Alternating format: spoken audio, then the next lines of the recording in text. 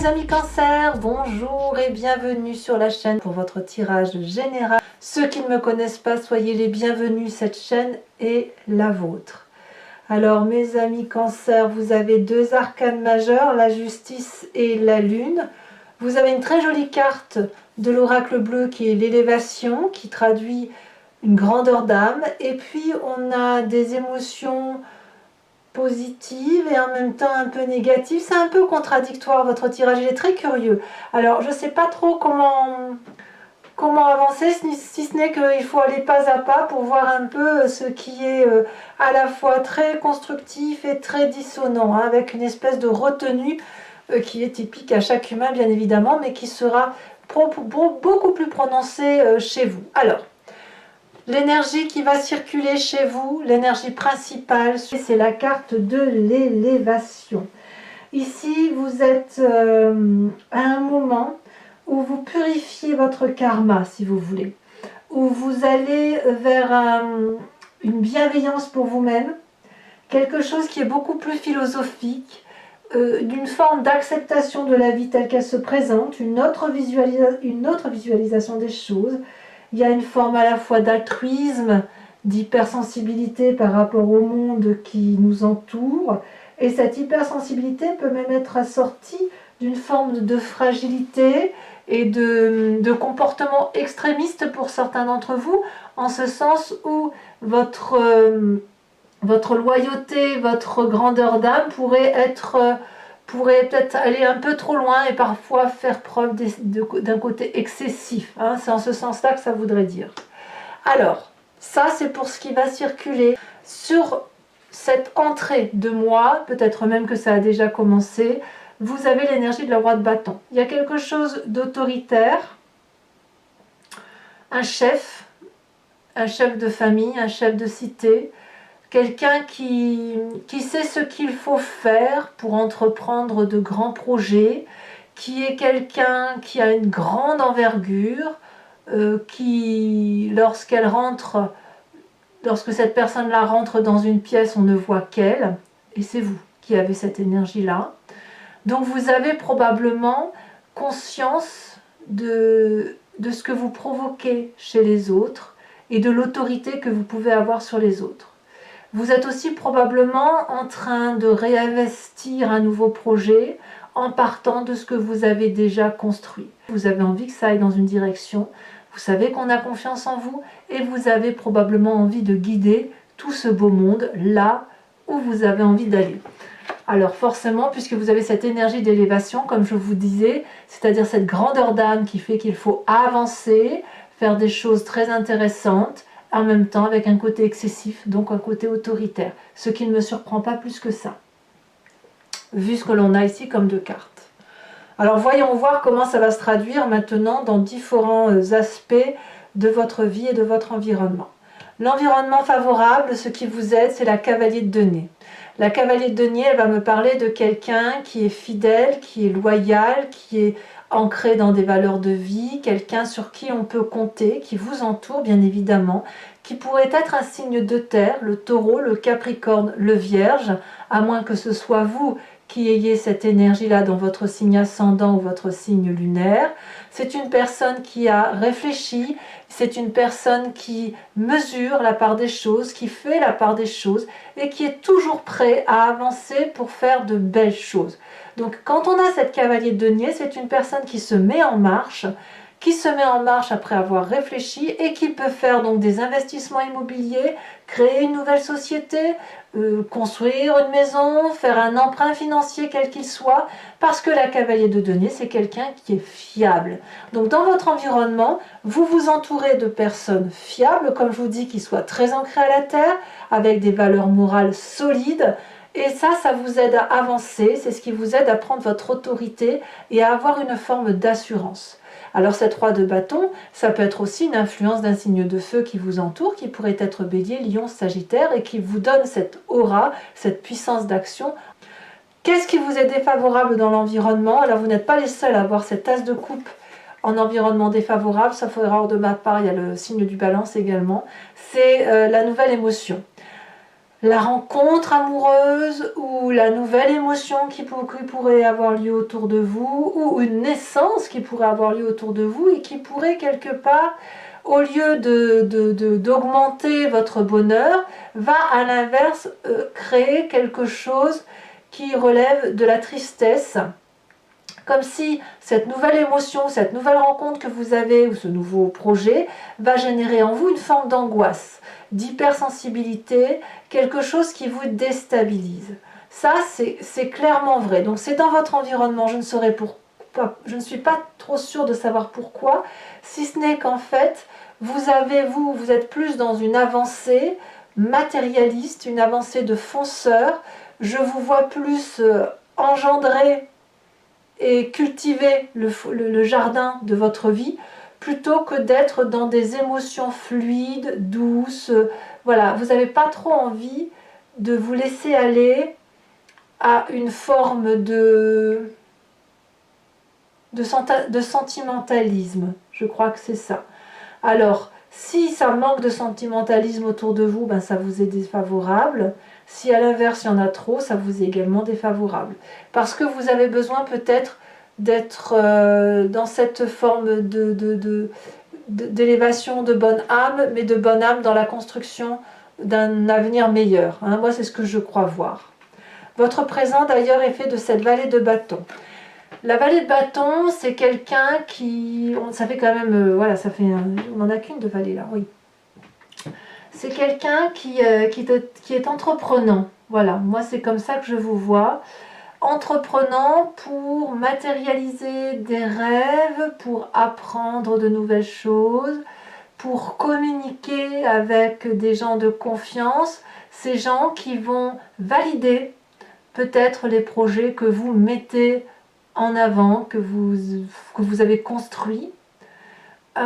C'est assez protégé, ça vous donne le sentiment que tout est possible. Vous voyez, on voit ce dragon qui est très coloré et qui a extrêmement confiance aux rêves qui se réalisent dans votre vie.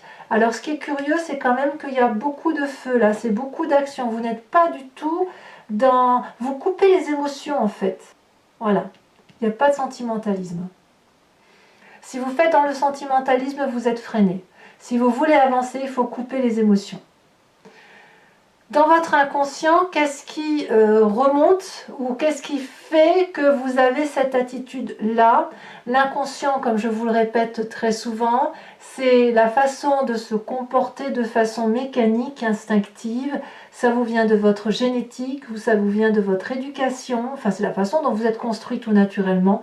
Et ça peut même venir d'une action, de quelque chose qui s'est passé dans votre vie, que vous avez eu à subir et qui a fortement impacté votre comportement pour l'avenir. Donc c'est ça votre inconscient, et c'est une façon d'agir sans réfléchir, au même titre que vous respirez ou vous clignez des yeux. Dans votre inconscient, il y a la carte de la justice. Donc quelque part, inconsciemment, vous êtes en train d'élever votre âme. Vous voyez, on l'a dans l'élévation. Vous avez envie de devenir quelqu'un de bien et de fort. Et pour ça, vous êtes en train de faire une forme d'auto-justice. Vous vous jugez vous-même. Vous mettez ce magnifique dragon face à vous-même et vous déroulez le parchemin de votre vie et vous vous dites « Voilà ce que j'ai fait, voilà ce que j'ai fait de bien dans ma vie, voilà ce que j'ai fait de beaucoup moins bien, voilà ce dont je suis fière et ce dont je ne suis pas fière. » Et cet inconscient-là, il a besoin d'être là, de se manifester à vous, parce que c'est ce qui va vous permettre d'avancer, c'est ce qui va vous permettre de sortir d'une forme d'auto-sabordage et puis d'une forme enfin pour ceux qui voudraient se saborder, c'est pour ça qu'on a cet as de coupe là, et ça vous permet aussi de sortir d'une forme de zone de confort. Hein, on agit par mimétisme, par réconfort, parce qu'on est assuré qu'il ne nous arrivera rien.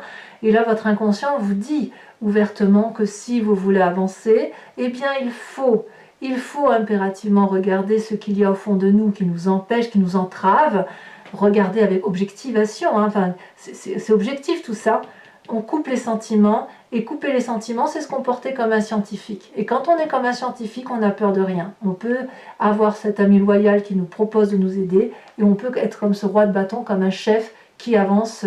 Ça ne veut pas dire que vous enlevez votre bienveillance, ça ne veut pas dire ça, parce que vous avez cette carte de l'élévation qui fait de vous que vous avez envie d'être une personne bienveillante. C'est juste que, voilà, vous devez couper vos émotions pour pouvoir avancer. Alors, pourquoi vous avez tout ça? Quelle est la part du passé qui remonte et qui fait que votre inconscient se met à bouillonner comme ça? Nous avons cette 7 de coupe.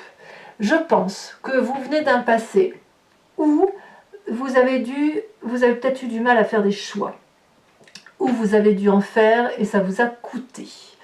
La 7 des coupes, elle traduit une multitude de petits tiroirs de vie, que l'on a remplis d'objets, que l'on a remplis d'amour, que l'on a remplis d'instruction, de savoir, de communication, d'interaction sociale, etc. On l'a même rempli de travail, d'une place certaine dans la société. Et puis les tiroirs sont pleins à craquer. Et quand c'est plein à craquer, il faut faire du tri. Il faut vider ce qu'il n'y a plus à vider. Et votre passé là remonte à la surface. Il est possible que vous ayez fait, dans un temps plus ou moins ancien, du tri dans différents choix à opérer. Qu'est-ce qu'il fallait opérer pour un temps? Est-ce que vous aviez privilégié votre vie affective? Il fut un temps, ou est-ce qu'il fut un temps vous avez dû privilégier votre enseignement, votre travail? Il fut un temps, est-ce que vous avez dû privilégier votre hobby, votre passion? Je ne sais pas. Ce passé-là remonte à la surface et vous avez pleinement conscience qu'aujourd'hui, vous devez refaire ce tri qui va vous permettre d'avancer. Et il est clair que pour vous permettre de vous élever et d'avancer, il faut couper cette forme de sentimentalisme. Alors, le futur proche, comment il s'annonce? Eh bien, le futur proche me dit que, même avec la meilleure des volontés, ce sentimentalisme, vous allez avoir du mal à le couper. Vous avez cette 4 de denier. Alors, je parle de sentimentalisme au sens large, parce que pour certains cancers, ce sera les émotions pures. Pour les autres, ce sera du matériel, cette difficulté à faire des choix. Pour d'autres encore, ce sera de supprimer certaines croyances. La 4 de denier, c'est la carte de l'avarice, celle qui fait que l'on doit grandir, celle qui fait que l'on doit lâcher prise, celle qui fait que l'on doit lâcher ce contrôle sur tout. La 4 de denier me dit que clairement vous n'êtes pas prêt. C'est-à-dire que dans votre inconscient, c'est là, ça se prépare, ça doit se manifester parce que votre temporalité suppose qu'il se passe des choses dans votre vie, mais vous n'êtes pas prêt.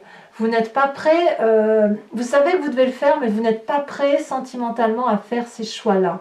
Et ça se traduit là par une forme de résistance, de dire non, je peux avancer en gardant tout. Eh bien non, il faut à un moment donné faire de la place dans ces tiroirs, comme je vous le disais, pour pouvoir vous permettre d'avancer. Vous ne perdrez rien, c'est juste que vous transformez ou vous laissez de côté ou vous investissez ailleurs certaines choses de votre vie pour dire de pouvoir faire d'autres choses. Sinon, vous pouvez vous mettre dans une bulle et ne plus jamais rien faire de votre vie.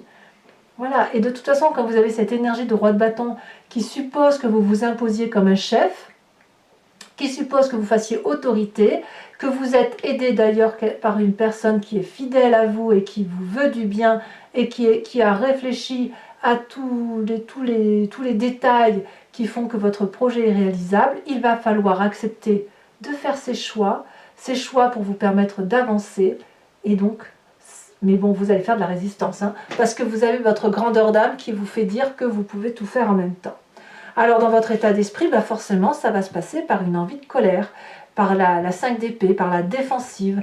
Vous serez sur une défensive parce que quelque part, vous allez vouloir allier le sentimentalisme avec certains autres aspects de votre vie.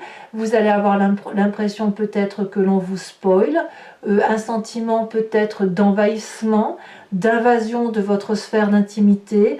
La carte de la justice dans votre inconscient, elle va se manifester à travers des querelles, peut-être vis-à-vis des autres, ou soit vous serez ce personnage d'attaque, lourdement armé, soit vous serez ce personnage de défense qui défendra sa demeure, sa sécurité, etc. Ça va effectivement avec ce futur proche, avec votre état d'esprit, c'est ce côté de résistance, de garder le contrôle et de ne rien lâcher. Alors, que vous dit votre famille et vos amis? Eh bien, la famille et les amis ne savent pas trop comment vous conseiller, parce que vous êtes littéralement dans cette carte de la lune qui fait que vous êtes soit dans l'illusion, la désillusion, vous ne savez plus trop sur quel pied danser. Vous avez cette carte des choix qui vous remonte du passé, vous avez déjà fait ces choix et aujourd'hui vous êtes en difficulté pour réaliser ces choix, vous voulez tout garder parce que tous les choix, tout ce que vous avez construit dans votre vie, c'est autant de rêves qui a pu se manifester dans votre réalité. Et aujourd'hui, vous demandez de vous faire justice, d'élever votre âme. Et élever son âme, ça suppose de lâcher du poids, le poids de la vie temporelle. C'est quelque chose de compliqué. Vous ne savez pas, vous, si vous devez rester sur cette terre bien ancrée, avec les valeurs qui ont été les vôtres, avec ce que l'on vous a appris, et cette élévation spirituelle, cette grandeur d'âme. Vous voudriez concilier le tout. Et peut-être même que si vous vous bagarrez ici, c'est parce que vous avez le sentiment qu'on vous impose une situation familiale que vous n'avez pas envie d'avoir, parce que vous n'avez pas envie de sortir de votre zone de confort. Vous voulez cette belle âme, vous voulez cette beauté d'âme que vous pouvez avoir, mais vous voulez l'avoir sans faire d'effort. Et ça, c'est un peu compliqué, quoi, parce qu'à un moment donné, il faut matérialiser ses rêves, il faut pouvoir mettre des mots sur les mots, il faut pouvoir agir au moment où il faut agir. Voilà, quitte à mettre à la poubelle certains petits aspects de votre vie ou simplement de transformer certains choix vers d'autres choses pour vous éviter de tout lâcher. Vous savez, comme on dit, rien ne se perd, rien ne se gagne, tout se transforme. Conséquence de vos actions et de vos pensées sur vous-même, vous vous réfugiez en vous. Vous plongez dans votre foyer spirituel, dans votre âme à vous, vous mettez en sécurité. Moi, je sens ça. Vous allez vous mettre en sécurité dans là où vous vous sentez le mieux, donc par certains membres de votre famille probablement, mais je pense que c'est surtout dans votre âme à vous. Hein. Vous allez plonger dans les profondeurs de vos émotions, parce que là, vous ne risquez rien. Voilà, c'est comme ça que ça semble. Vous avez cette énergie de patriarche, hein, cette autorité, cette envie de redémarrer quelque chose. On vous y pousse de l'extérieur. Mais voilà, vous avez du mal à vous mettre en route et malgré tout, même si vous le désirez profondément, il y a quelque chose qui vous en empêche. Et je pense que notamment, c'est ces émotions-là qui vous empêchent d'avancer. Conséquence de vos actions et de vos pensées sur l'environnement. Dans l'environnement, certains membres de votre communauté vont se mettre au repos, vont peut-être s'écarter, vous allez peut-être avoir le sentiment qu'ils ne vous comprennent pas. Moi, je dirais plutôt qu'ils vont se mettre au repos bien mérité, comme pour reprendre son souffle. Parce que les gens vont essayer de recalculer pour vous une façon d'avancer qui vous soit favorable, parce que vous n'êtes pas en mesure de faire ces choix apparemment, vous n'êtes pas en mesure d'avancer au-delà de vos capacités sans ces émotions, donc je pense que la solution viendra de l'extérieur et elle vous viendra probablement dans un sens qui vous sera favorable, vous ne serez pas mis de côté. Hein, voilà, je veux juste dire que si vous avez ce sentiment d'être mis de côté, ça ne va pas durer. Vraiment, c'est plutôt qu'ils vont réfléchir à trouver une solution pour vous éviter cet écueil-là d'agressivité, de renfrognement, d'isolement, pour dire de vous permettre effectivement d'aller vers ce projet qui vous tend les bras. Allez mes amis Cancer, je vais recouvrir le jeu, l'entier jeu ici avec le tarot des 78 portes. Regardez, ici en dos de deck, vous avez la 4 de bâton que l'on retrouve là. Hein. Donc on voit qu'effectivement, vous avez envie de rester ancré sur vos valeurs. Hein. Allez, c'est parti. Je tire le jeu, comme ça vous verrez. Allez, je tire encore une fois. Alors, qu'est-ce que l'on a sur cette roi de bâton? Ouf, ça veut sauter, hein. Ça veut parler pour mes amis Cancer. Bien évidemment, trop de cartes. Oh là là, mais c'est quoi ce bazar? Celle-là, elle saute. On a la carte du jugement. Pour moi, la carte du jugement, elle est un peu le similaire de cette carte d'élévation. Vous voyez, le fait qu'il faut élever son âme vers quelque chose de beaucoup plus pur. Alors, sur cette force de l'environnement avec la cavalier de denier, qu'est-ce qu'on a? On a deux qui sont tombés, je vous les mets. On a la 2 d'épée et on a la vallée de coupe. Sur cette as de coupe là qui vous est défavorable,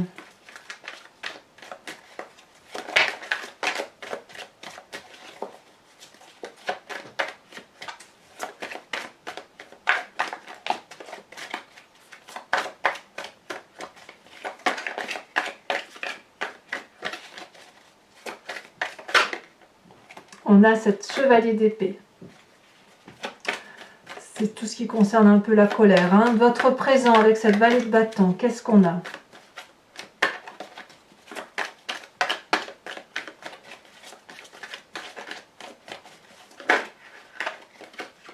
On a la 9 de coupe.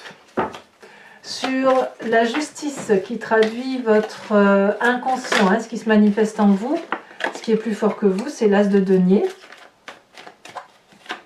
Sur le passé qui ressort avec cette 7 de coupe là, nous en avons deux, je vous les mets. Hein. La 3 de denier et la reine d'épée. Sur votre futur proche avec cette 4 de denier, qu'est-ce que nous avons? Celle-là, elle a sauté. On a la 7 de bâton. Ah, ouais, on résiste, hein, c'est de la résistance littéralement hein, que vous faites. Sur votre état d'esprit avec la 5 d'épée, nous avons, elle a déjà sauté. Oh là là, la tour. L'effondrement. L'effondrement. On verra ça sur YouTube, sur Vimeo. Hein. Dans l'influence de la famille et des amis sur vous-même avec la carte de la lune.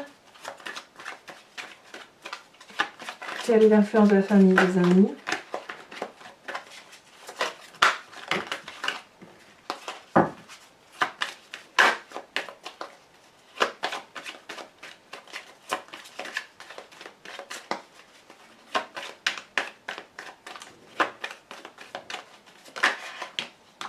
On a la 4 de bâton, encore. 4 de bâton ici, 4 de bâton là. Incroyable, hein? Sur les conséquences de vos actions et de votre pensée sur vous-même, on a la 4 d'épée. 4 d'épée ici, 4 d'épée là. C'est-à-dire que tout ce qui va se passer dans votre foyer va avoir des répercussions sur l'extérieur. Et sur cette 4 d'épée que l'on a sur l'environnement, vous voyez comme quoi, hein, les cartes, sur deux jeux de tarot, parfois, même une arcane mineure peut se retrouver sur deux jeux de tarot différents. Donc ça veut dire que même si le sentiment est passager, il est suffisamment intense pour vous faire réagir. Sur cette 4 d'épée qui est la conséquence de vos actions, de vos pensées sur l'environnement, on a aussi la 6 d'épée. Je vous tire également une autre carte de l'oracle bleu. La ville. Alors, toujours pour mes amis cancer, hein, pensez à une question précise et je vais y répondre.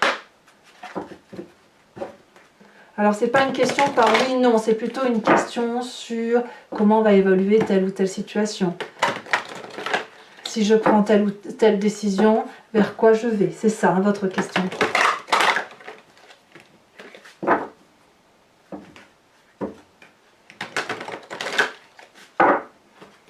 Allez, il me faut 5 cartes.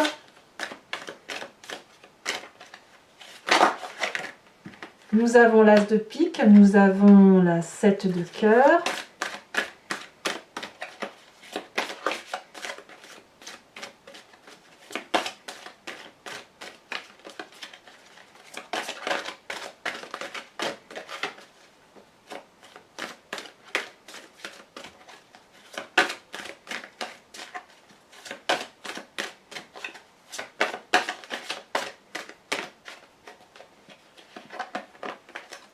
Non, je ne peux pas la prendre. Alors, comment vous vous présentez pour le grand jeu de Mademoiselle Lenormand? Celle-ci, elle a sauté. Vous avez la 8 de cœur. Nous avons ensuite ici la roi de cœur. Très belle carte.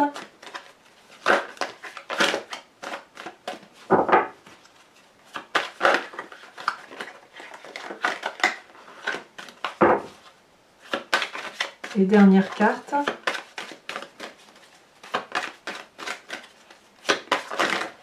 Oh là là, il y en a trop. Trop de messages, trop de messages. Voilà, celle-ci elle a sauté. Vous avez l'as de cœur. Beaucoup de cœur hein, dans votre tirage. Ensuite, et ce sera la dernière carte que je tirerai, je vais tirer une carte de l'oracle des druides qui vous invite à vous inspirer d'un animal totem qui était vénéré par ces personnes, ces ancêtres sages, et dont l'idée est de s'inspirer, de vénérer l'intuition ou l'instinct de cet animal en question que nous avons d'ailleurs décrit, alors que cet instinct et cette particularité intellectuelle ou physiologique est bien évidemment présente en nous puisque nous avons nous-mêmes expliqué le comportement des animaux. Et d'ailleurs, ils n'ont pas pu donner leur avis sur la question.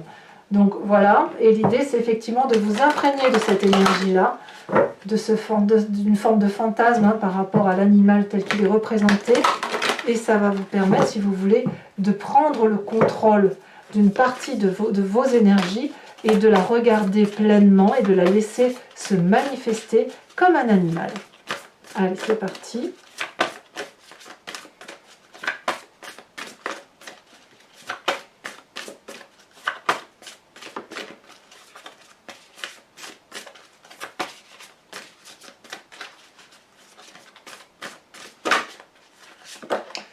Oh, on vous invite à vous inspirer du bélier, de l'animal bélier. Allez, on voit même un petit serpent là. Allez, mes amis cancer, n'hésitez pas à vous abonner, à commenter, à liker, à partager si ça vous intéresse. Dans tous les cas, moi je vous dis à très très vite. Et je vous dis, portez-vous bien, prenez soin de vous et de vos proches. Et je vous dis à bientôt. Bisous, bisous.